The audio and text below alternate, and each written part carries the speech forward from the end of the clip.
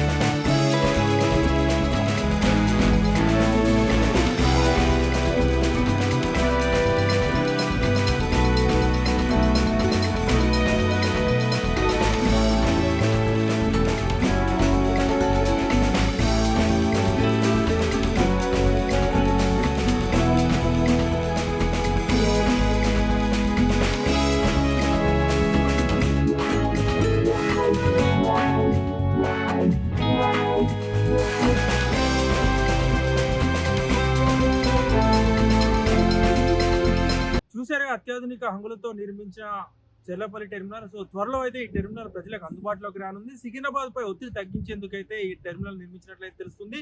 దాదాపు సికింద్రాబాద్ నుంచి నడిచే సగం ట్రైన్లు కూడా ఇక్కడ నుంచి నడిచే అవకాశం ఉన్నట్లయితే మనకు తెలుస్తుంది. కెమెరామెన్ రామకృష్ణతో శ్రీనివాస్, వండే తెలుగు, హైదరాబాద్.